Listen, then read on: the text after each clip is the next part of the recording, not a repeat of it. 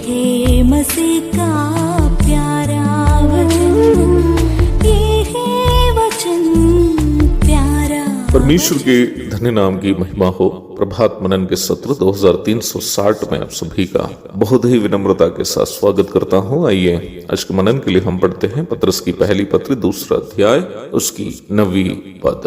पर तुम एक चुना हुआ वंश और राज पद्धतारी, याजकों का समाज और पवित्र लोग और निज प्रजा हो, इसलिए कि जिसने तुम्हें अंधकार में से अपनी अद्भुत ज्योति में बुलाया है उसके गुण प्रकट करो। मैं एक बार ब्रिटिश शाही परिवार से संबंधित एक आर्टिकल पढ़ रहा था। उसमें ये बताया गया था कि निम्न शाही परिवार के सदस्यों को कुछ शाही नियमों का पालन भी करने पड़ते हैं। वे सभी प्रकार के खाने खा नहीं सकते हैं। उनके नियम विधियों में बताए गए भोजन ही खा सकते हैं और खाने की तरीका भी शाही तरीके से ही होनी चाहिए। उसी प्रकार हर प्रकार के वस्त्र धारण वे लोग कर नहीं सकते।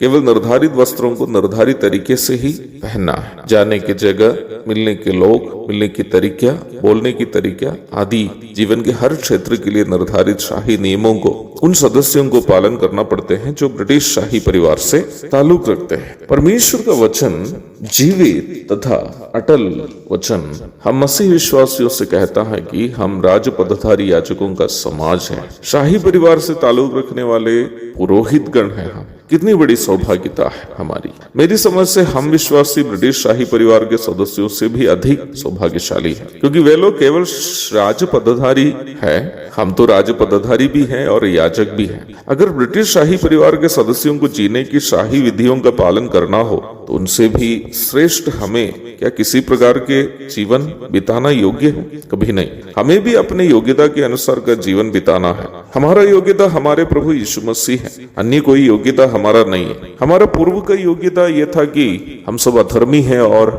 नरक जाने वाले हैं, परंतु अभी हम यीशु मसीह के द्वारा राज पद्धतारी एवं याजकों का समाज बन गए। और इसलिए प्रेरित पत्रस बता रहा है कि यदि यीशु मसीह हमें राज पद्धतारी याजकों का समाज बनाया है तो उनका गुण प्रकट करो। जिसने हमें इन सौभाग्यताएं दी है उनके गुणों का प्रकट करना हमारा दायित्व है। परमेश्वर के नैतिक स्वभावों को जो प्रभु यीशु मसीह में हम शरीर में देखते हैं, जैसे प्रेम, आनंद, शांति, धीरज, कृपा, भलाई, विश्वास, नम्रता, संयम आदि गुणों को जो यीशु मसीह ने शरीर में आकर दिखाया है हमें प्रकट करना है। वो हमारा दायित्व है ताकि हमारे जीवन के द्वारा लोग यीशु मसीह को देखें।